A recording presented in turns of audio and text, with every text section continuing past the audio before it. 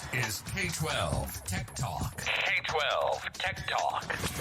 The podcast by K-12 Techs for K-12 Techs. Real conversations, real arguments, and real banter on trending K-12 technology topics and issues. Live from the somethingcool.com studios, this is the K-12 Tech Talk podcast. This is going to be a little bit of a special episode because we have a couple of interviews that we've recorded that you're going to hear tonight. But first, Chris is with me here. What's up? I guess it's really no secret. We're in New Hampshire right now. Yep. We're at the New Hampshire CTO Clinic, and we've had to pre-record some interviews to get an episode out this week to everyone. But first, let's talk about our sponsors that are with us every week. We have NTP, they awesome EDR solutions. Get a hold of David Wren over at NTP. I think let me see if I remember this email. DWREN at ntp-inc.com. Yep. They want to thank. Go ahead. They do a bunch of stuff, but one of their big things they've got right now is EDR solution from SentinelOne with a 24/7 monitored SOC. Go ahead. We want to thank Extreme Networks, as we always do. You can email Dominic Mayer, dmayer@extreme.com.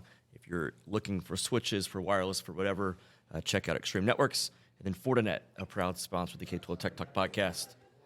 Reach out to them as well. And we have a special, so let's unpack the special interviews. We got to sit down with Absolute. Yep. Several of the guys from Absolute, because we've been unpacking them over the last several episodes, but we've been doing an okay job. Yeah.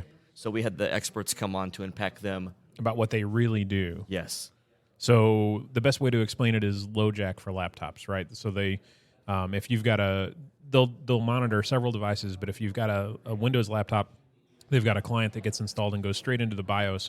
You can't remove it. Kind of like an MDM type solution.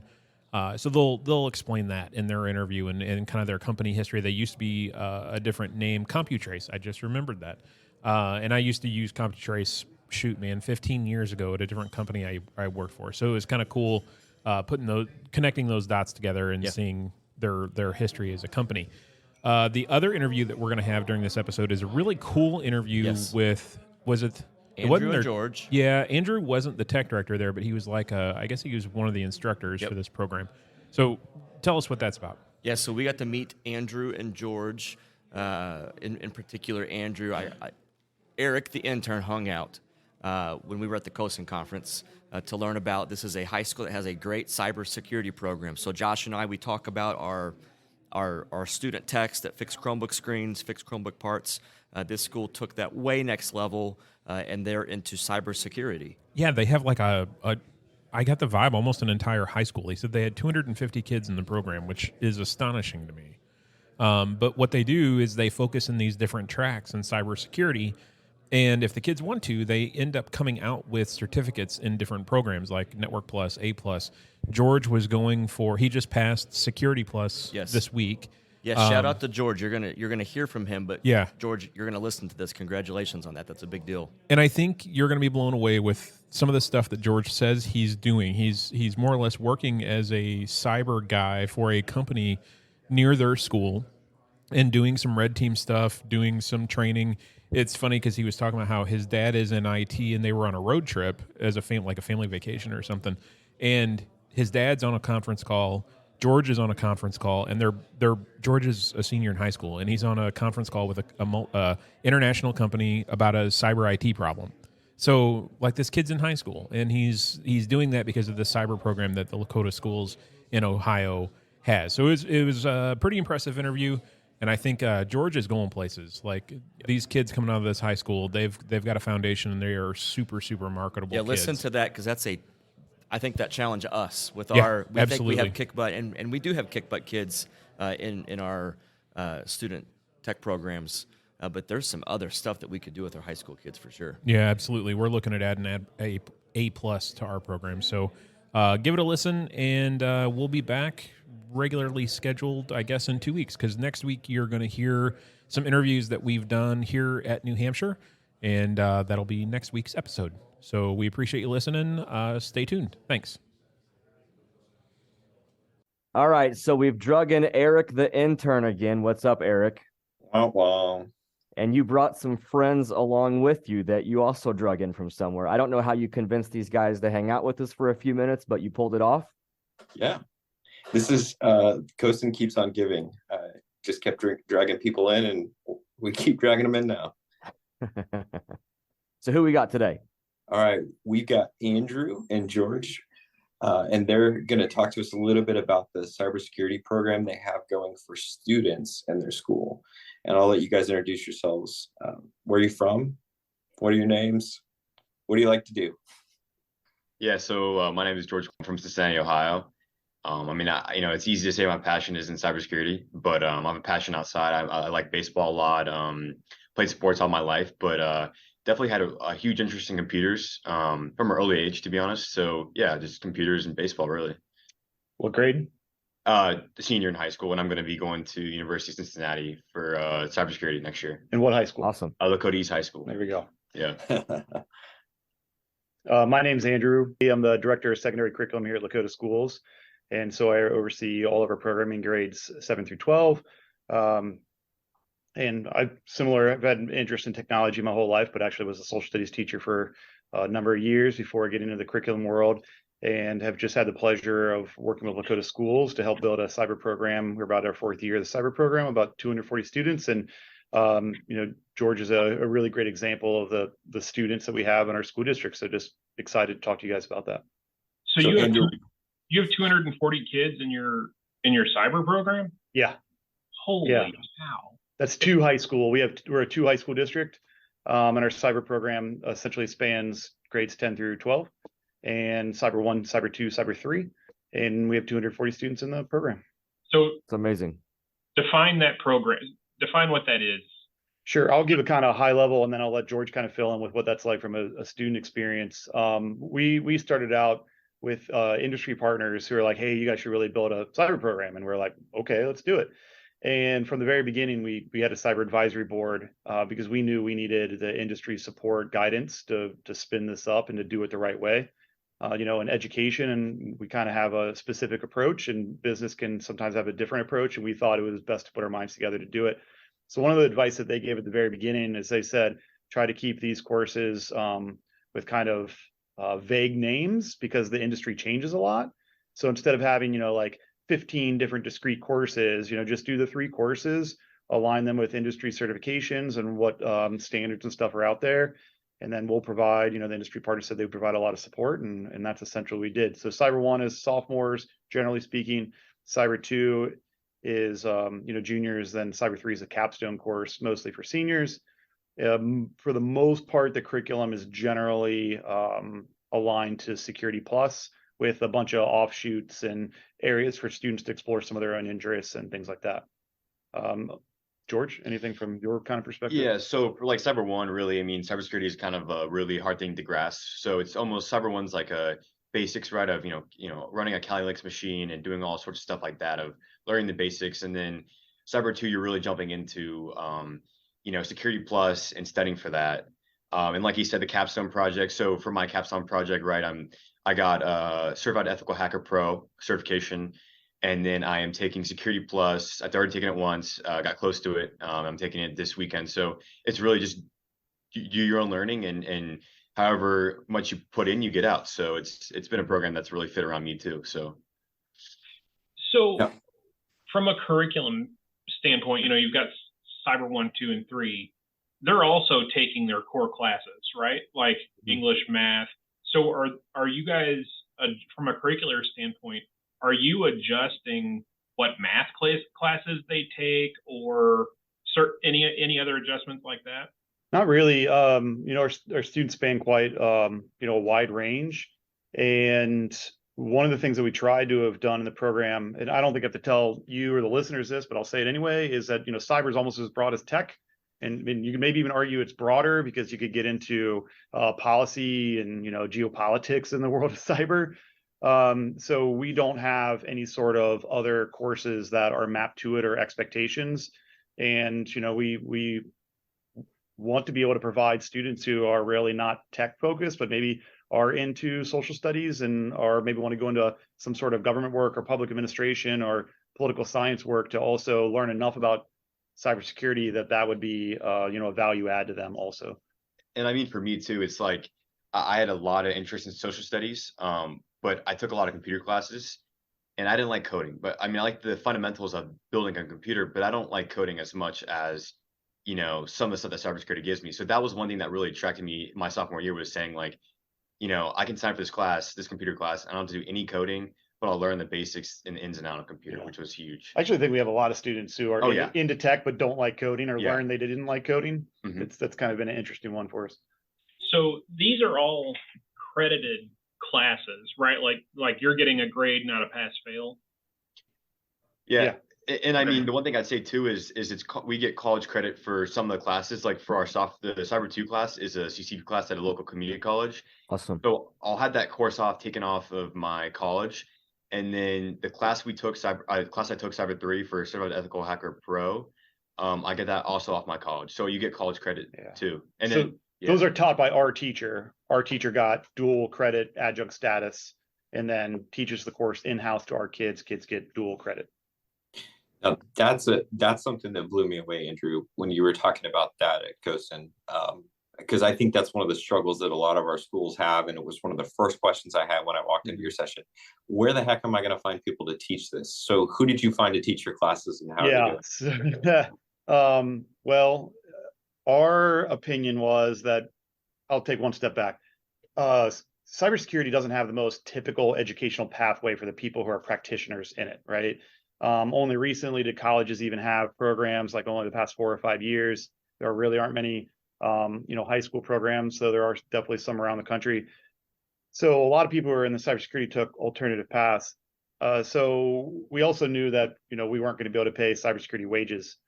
So what we did is that we looked for teachers who were great teachers and kid magnets, and were ultimately the number one criteria was like, are you willing to learn? And do you feel like you need to be the expert in the classroom? And so we looked for teachers that were doing that. So our 2 teachers, one was a math teacher by trade, and the other was an English teacher by trade. And we trained them up. And part of that is the support that we get from our cyber industry partners, and, send them to various trainings. So we get support from our college partners, industry partners, that we got them up to speed from the cybersecurity side. But from a student standpoint, talk about your teachers and what they bring. I mean, it's like the 2 teachers that we have are really special. And I think like Andrew said, like with the Kid Magnet, they can really talk to us, right? They can explain it. And I think cybersecurity is something that almost everyone around the world is almost learning right now, right? So it's a growing industry and stuff like that. So from a teacher aspect, it's great. I think that they're learning with us, and they're not afraid to say that, right? They're not not afraid to say, you guys might know more than me, because some kids in our class do, because some kids love just, go home and, tinker with a Kali machine, right? And they might know more commands than Mr. Dordery does, but that doesn't mean that, he's not the teacher, right? So it's really special from that aspect of it. So would you say you view the teachers as kind of like a guide, really leading them through the curriculum? Yeah, I think guide would be perfect. That's exactly what they are to us. Yeah. Would you unpack? So you talked about working with partners in industry partners. Unpack if I'm thinking about doing this at my school. So I know I need to find some good teachers that can work with kids well. How did you go about that initial stuff, or what advice would you give to a school that's thinking about getting started? Who do they reach out to? So some things that we learned along the way is, as soon as we put the word out that we were doing this, just people from the community just came out of the woodwork. The number of businesses that reached out to us, parents who worked in cybersecurity and were like, oh, cool, you guys are starting a program. I work in this space. How can I help? There is a sense that the cybersecurity community have been ignored for a long time, and they finally got an opportunity to shine, and they're like, yeah, let's go and help out. So we've had tons of folks who do that. So we have people who mentor. We have guest speakers at this point, every other Friday, every Friday. And high quality individuals too, high qualified individuals. We have not mentors, but industry partners who we've asked for internships and do that. And so I would say the advice for the school is just publicize it as much as possible. And you're going to find the people in your community who are more than happy to do anything from just share advice to get into a classroom, mentoring students, on all those different levels. That was not a challenge. I could see that maybe be more of a challenge depending on what part of the country you live. We're in the Cincinnati metropolitan area. I could imagine maybe if you're, more rural, it might be a little bit harder to find quite the community to be able to support. But I still think that you'd be able to find folks who are close enough to cybersecurity or in the tech space that can help out kids. And virtual breaks down most of those geographical barriers now that you can bring people in on a Zoom or whatnot. Yeah, and honestly, most of our guest speakers are virtual at this point. It just does not make sense that people come in. Yeah. So are you able to name any of those industry partners? Do you have students doing internships at any companies right now? Yeah, so I'm actually intern right now at this company called STINX Electronics. We're a global manufacturer. I've worked there since last June, so last summer. Been working there for about a year, and I work around 10 hours during the school year, and try to put in 20 hours in breaks in summer. And they had me doing tons of stuff like encryption on their computers and patching on their computers, and I did some side projects like RFIDs, using them in the office, even red teaming. So I'm wrapping up a project right now on hacking and stuff like that and even physical physical and social engineering, stuff like that. So it was huge. I think the internship too, especially, I'm so grateful for it, because I think that being able to learn, in the classroom is great, but being able to learn soft skills, being able to talk to a boss, right? Or my coworkers who are in a different, engineering people sitting next to me, being able to talk to them, right? That was huge for me, is being able to learn soft skills and technical experience in that internship outside the classroom. And you're even doing stuff like globally on different time zones too. Yeah, like meetings. I've had to get out of school for meetings because some people were in Japan and Portugal, and I had to, the time didn't work out. So stuff like that, right? Where it sounds cooler, it sounds cool, but then you're stuck in a meeting for 30 minutes. But it's so much, it's a lot of fun. And I love being able just to talk about it, because it's like a lot of people were like, wow, that's really great. And I think that's one thing too that I just love talking about it too, is it's great. George, you also have family working in the industry as well, don't you? Yeah, I have. So my dad works for Salesforce IT, right? And I have some extended family that are in IT as well. And so they, I do definitely get that sort of aspect of, my uncles and aunts, sometimes they know what I'm talking about, but some people, my grandparents, stuff like that, right? There's not a clue, but this program has allowed me to kind of spread cybersecurity too. I mean, like, I don't think my grandparents really knew much about cybersecurity, but being able to talk to them about, hey, like, this email that you're getting this is a phishing. This is what that means, right? That was cool for me too. Yeah. Being able to teach the older ones in my life. Here, Grandma, this is how your Facebook's going to get hacked. Come on, Grandma. Exactly. Josh, I would say I've always been which I am prideful on my TSI. I have tech support interns, and they fix Chromebook screens and blah, blah, blah. But cybersecurity and throwing in that realness of IT into a school system is amazing. It hits home for us right now, because we are looking, we've modeled a student-led help desk after what Chris did. And ours has been really successful, and we're really wanting to give those kids a little bit extra something in the near future. And we're looking at offering A+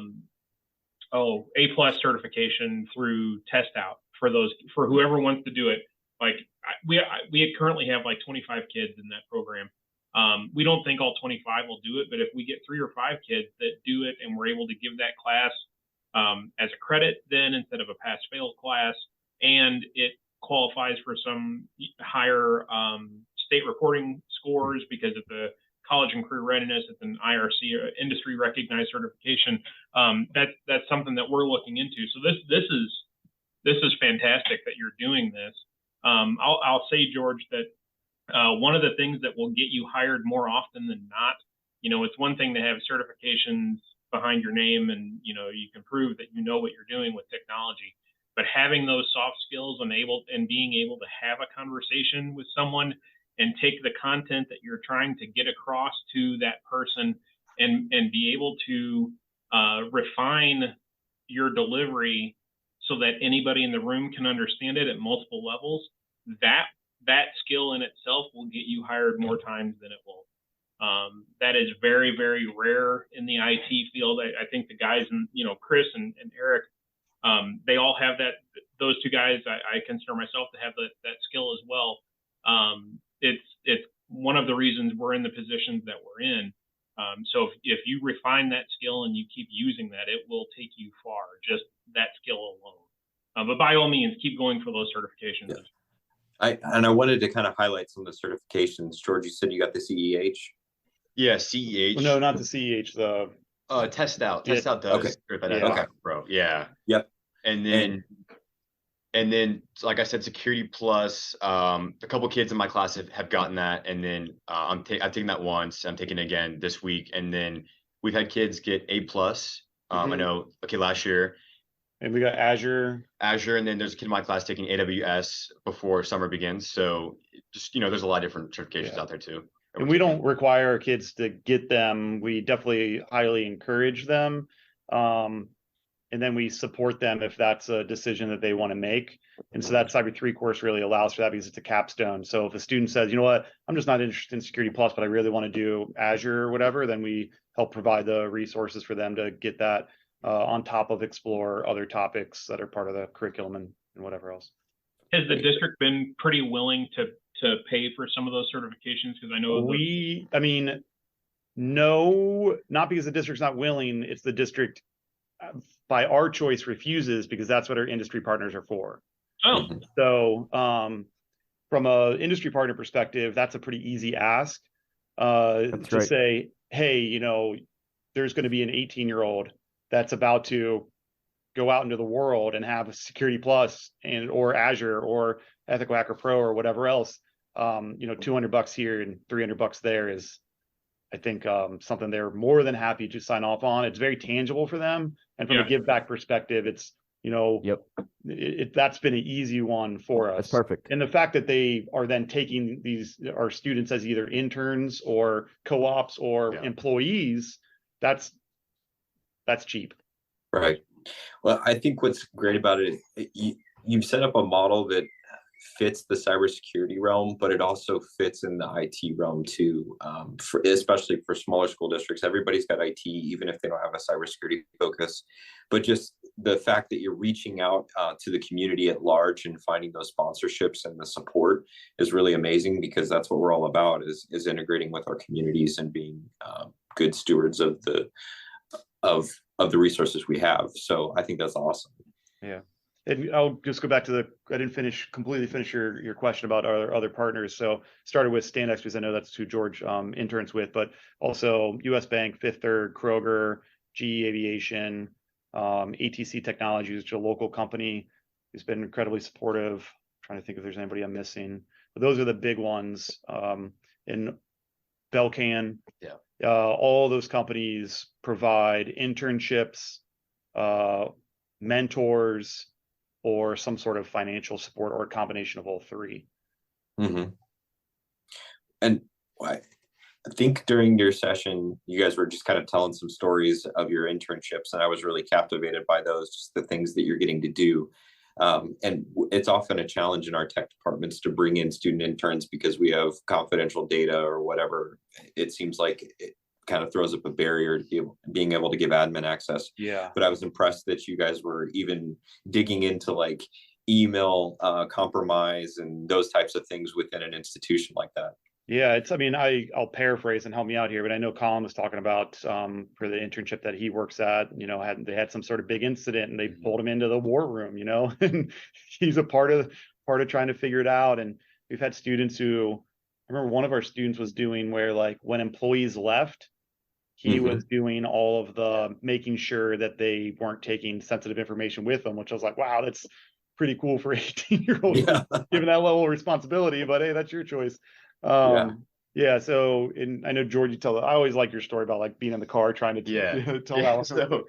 So I was going on vacation last summer, and like I said, my dad works for Salesforce, so he's on a lot of calls, and we were in a car to South Carolina, Hilton Head, and I had to get a meeting because the company was starting to do MDM with mobile device management and enrolling that, and I had to be on that call, and we were in the car, and I had my computer on, my headphones in, talking, and then my dad had a meeting too while he was driving, and the tension in the car was just too much because you got one company, you got the other company, and then MDM and cloud. It's just, my mom was looking back at me and was like, oh gosh, it's just not good. But it's stories like that, right? It's just fun to tell because it's like, as an 18-year-old, not many people have heard that, and I'm really grateful for that, right? Of being able to do that, is just tell these stories and all that.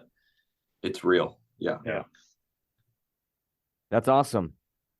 So this was a presentation, right, that Eric hung out with you guys at COSIN. Could you send us that we can put that in the podcast description maybe? Yeah, the presentation the actual slide deck doesn't have a ton of information, because the goal was really to have George and Colin talk as much as possible. Yep. But there might be a recording of it. So let me see if I can find a recording of it and see if I can get that to you. And I guess we can wrap this up by saying, if you're listening to this, and then if you're wanting more information, I'm sure you can email us, and we'll try to get you a hold of these guys to talk about that more. Yeah, we're happy to help. Oh yeah, for sure. Awesome. Well, thanks for hanging out with us, guys. Yeah, thank you. Yeah, thank you. Thanks for your time. All right. So we've been talking about Absolute on the podcast for several weeks now.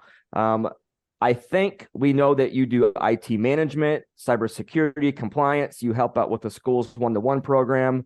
But Bobby, Warren, Oliver, do you guys want to explain Absolute to us? I've been doing my best to talk about Absolute, but I'm sure I'm not doing a good job. So if I'm a school district tech department, would you just tell me a little bit about Absolute, what do you guys do? Sure, Chris, thanks. And appreciate you having us on here today. I think before we jump into kind of what we do, one of the things that we've seen in, a lot of change in how IT management in school districts works because of what's happened in a kind of post-COVID world. And I think we all saw and need to congratulate all the districts out there that actually got technology in the hands of students. We all saw, laptops being handed into cars as they drove by to give to students so they can go home and learn. And really was an amazing job. You looked at kind of what corporate America had to go through to do a similar thing, but most people had technology in their hands already. So getting technology in the hands of students was really a monumental lift. And I think that needs to be recognized, because somehow a lot of these districts weren't even ready to go one-to-one at all. And suddenly they were thrown into this. Yep. Here you go. You have to get the technology in the hands of all the students. And I think a lot of what happened and the problems that we're seeing now stem from that, because a lot of folks didn't even write, they had the technology in a spreadsheet was really all they were, even that. So a lot of what we're trying to do today is to try and solve some of the problems that came from that. A lot of it is really, where is the technology that I handed out to these students? Isn't it in a point in time where it's manageable? Is there an inventory that we can control from that? And the biggest problem that we've seen now is just the loss of those devices, not necessarily kind of your classic theft around someone broke into a car, or someone broke into a school and took a cart of Chromebooks or what have you, but just loss of inventory. These devices are out in the wild. They didn't look at them or collect them for a couple of year period of time, and now here we are. Hey, we want to get our technology back in the hands of the district for summer so we can refresh these machines, and lo and behold, we can't find numbers as high as we've heard as 20%. So those of us that have known Absolute over the years, even back to our days of CompuTrace, which was our nomenclature for a long time, that's all we really did was track and recover lost and stolen devices. And we found that use case has really been what we've been used for in the K-12 community more than anything else. Where's my stuff, right? And we do a really good job of helping you understand, where your equipment is, what's on the equipment, how it's being used, and ultimately at the end of the school year, or even during the school year, let's make sure it gets back in the district so we can make sure that kids can keep learning. Bobby, anything you want to add there? Yeah, I think what's maybe a little unique about how that works for Absolute is we're actually embedded in the BIOS. So we're at the firmware level of every major device that's out there, and so we kind of have that unique unbreakable tether to that device. So in the situation where maybe a device is stolen, or a device becomes compromised, or someone tries to maybe switch out a hard drive to use that device for other reasons, that agent reactivates itself, comes back online, and we can still see, maintain, manage, track, trace, and take action on that device. It's funny you guys mentioned CompuTrace. I didn't realize that was who you were years ago. We at a hospital that I used to work for, We used CompuTrace on laptops that we had. It's funny how some of this stuff, it's actually a pretty small world when it comes down to it. We called it LoJack for laptops Yes. when we were rolling it That's out to exactly help right. people Yeah. understand what it does. So you kind of talked about the auditing part of that from a tech deployment or tech department deployment perspective. How does that work? And take us from footprint to footprint. Laptop versus Chromebook versus whatever else hardware wise. What's the management console look like? Give us an idea of what that's like. Sure. And Bobby did mention the BIOS integration that we have on the PC side. Things work a little differently on Chrome, of course, and we support anything outside of iOS. So your Apple devices, your Mac devices, your Chrome and PC devices.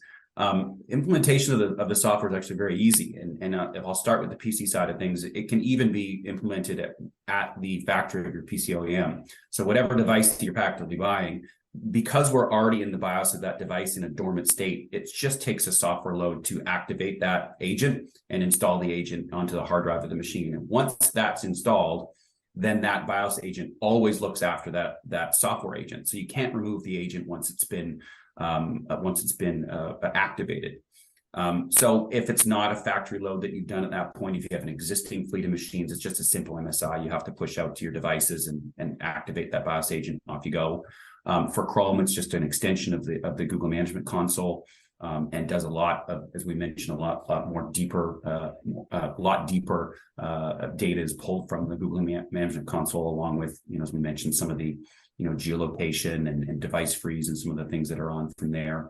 And any of the Apple devices are very similar. So the implementation is extremely simple.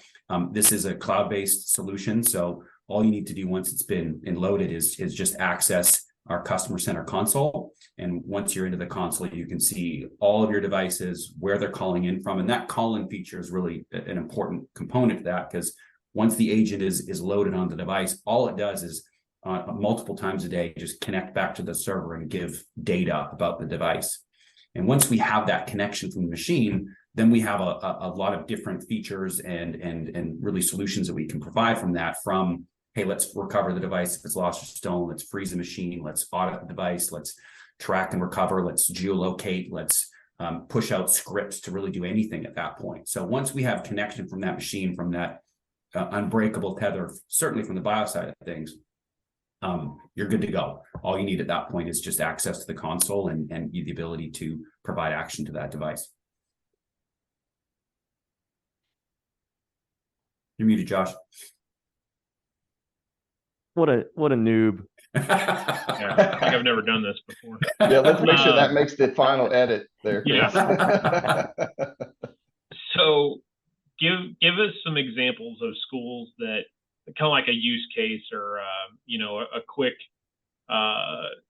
white paper type on a district that has used Absolute to either recover equipment or get a better picture of where those assets are living. Yeah, I'll tell you, as Warren's mentioned, I mean, that's in the K-12 space. I mean, the primary use case is that device recovery, right? There's a lot of other things we do, which we'll mention here shortly, but I mean, countless school districts have reported device loss in the 20, 25, 30% of these devices. They're just not getting back. Not necessarily that they were stolen, right? But just they're just not getting them back. And I mean, numbers of school districts who've deployed this have gotten that device recovery or that device loss down into the low single digits, right? So, when you're going back to the school board and you're trying to beg for budget for, next year's, hardware refresh, being able to, stand firm and say, hey, we were able to get the large majority of our deployed devices back. We do need, a little extra budget to refresh a certain subset of our hardware, versus going to the board and saying, man, we had a challenge recovering a large number of our devices, and we're going to need to ask for, more budget, or go tap into more federal funds in order to support our student needs. Mm-hmm. I think secondarily, a big part of what we're seeing use, and maybe someone's purchased us because they've got a large kind of loss problem, but because we touch these devices every day, or the devices really call home and touch us every day, and for us to be able to go and find a device, we need to know where it is all the time. And there's a lot of use to that, to be able to say, hey, I just need an inventory of all my machines. And we find that, smaller districts probably have a little bit of an easier time trying to accomplish that task. But when you get into these large urban districts with tens of thousands or even hundreds of thousands of devices, that task gets harder and harder. So just to be able to say, here's where I have my technology, here's what schools that are in, here's how many are going home, here's how many are not going home, and here's really the health of these devices. Is really a secondary, probably the biggest secondary, and probably what you'd use us more for ultimately, because as Bobby said, our goal is always to drive that kind of loss rate down to, single digits. Then what do you use us for? And really, it's just maintaining the day-to-day of those devices. And we can even start to take our technology and either have other inventory solutions like a Hayes TipWeb, for example, ported into our solution or ours into theirs.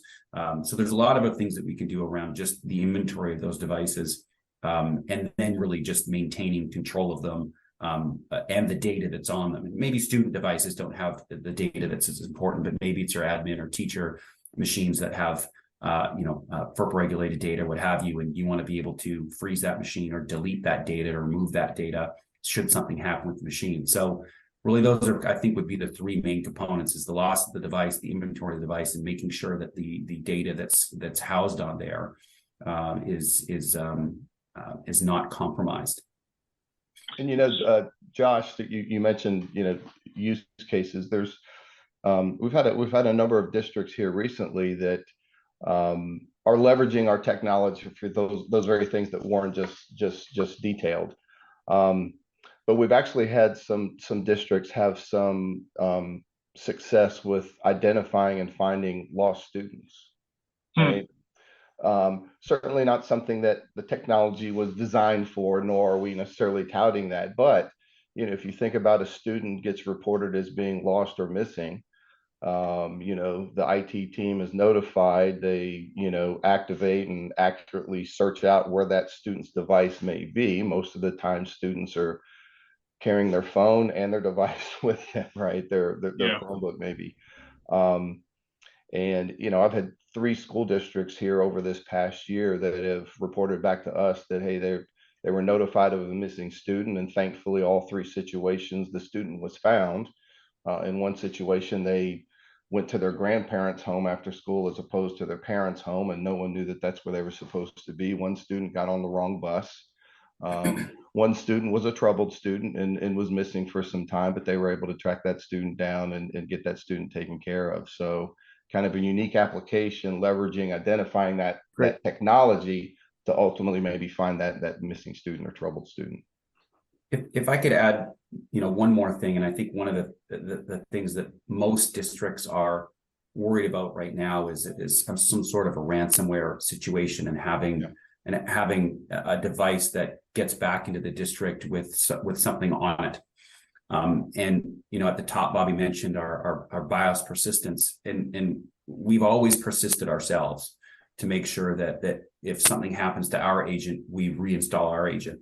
We're now using that agent to reinstall and to harden other agents that are out there. So that could be something as simple as your VPN or your SCCM or your, name that particular product. But a lot of it comes down to if you're starting to use an EDR solution or you're having other solutions that are out there to help you with your cybersecurity, we can be that last line of defense to make sure that whatever you're deploying to those devices, and this is more on the PC side than the Chrome side, but whatever you're deploying on those devices, we can make sure are always on.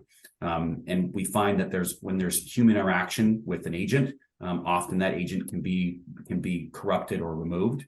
We hear a lot about SCCM having corrupted agents, for example, and we can rebuild or reinstall or really do whatever is necessary to make sure that particular agent or any other agent really is on there. We've got a library of, I think it's 60 some odd agents that we persist today and make resilient. And that really helps to make sure that things like a potential breach or ransomware can be your tools that are there to make sure that those things don't occur are always on and running. And we know all that's one of the worst case scenarios, that you run into the situation where students can't learn because you're in this kind of ransomware situation, and we want to try and help protect from that as well. Great. So if somebody listening wanted to get a hold of one of you guys to find out more, get pricing, get a demo, who would they contact? Well, the easiest way is to reach out to sales@absolute.com. And obviously you can reach out to myself, Warren, and Oliver, and Chris. I don't know if there's a way for us to share our contact information, but we can certainly. Yes. So for sure, I've been putting Oliver's in the podcast description, and Josh continues to disrespect Oliver because of his username, Schmidt. And Oliver, on behalf of the K-12 Tech Talk podcast, I'm sorry about Josh. It's all good. You should try pronouncing my middle name if you think my name right now is interesting. So now, I'll leave that alone. Do you have parents did you have parents that went out of their way to come up with an O name so that they could say O Schmidt? Yeah, that's a great question. Or was that just coincidence? I think it was coincidence, but my initials are OBS. Because my middle name starts with a B. We're sorry about that. So they really just doubled down on that one. So Oliver, you got to quit while you're ahead, bud. I know. Digging a hole, buddy. Yep. We're just gonna double down. So we'll put an email into the podcast description for sure. Sure. And to make things really easy, the other place that you can go if you're ever interested in Absolute, we don't sell anything directly, but talk to whoever you buy your Chromebooks or your PCs from. Okay. They all know about Absolute. They will be the place where you probably buy them from. And one of the beautiful parts of what we can do is we can just incorporate right into your laptop or Chromebook buy. So we just become a line item, right? So, you add the in and out there, and there's pricing differs between a PC because we do a lot more than in a Chromebook. And obviously Chromebooks these days can be as low as $100 and $150, and we want to make sure it's priced appropriately there. But that's another avenue that you can always look at, and they'll get in touch with us from there. But Oliver is your best point of entry. But really, anywhere you buy a device from, we can certainly start there as well. Great. Is there anything else for the good of the cause that we're missing? You guys have listened to the episodes that we already talked about you. Is there anything else that you want to make sure that listeners know about Absolute? Well, I think the other thing with it, reaching out if there's some interest. I mean, we are on standby. We're more than happy to provide demos and show you the console and how the technology works. I think most customers that first response they get when they see our console and our demo, and they understand all the technologies that are available, one of their most common responses is, I had no idea that some of this stuff was even possible, right? So we'd love to take you through a demo and get your feedback as well. Plenty of sales and engineer folks on standby, ready to roll. Awesome. Well, Oliver, Bobby, Warren, thank you guys so much for hanging out with us. Chris, Josh, thank you. Really appreciate your time today. Yeah, thanks, Chris, Josh. We appreciate it. All the best. Yeah, thank you for having us. Thanks, guys. Thank you.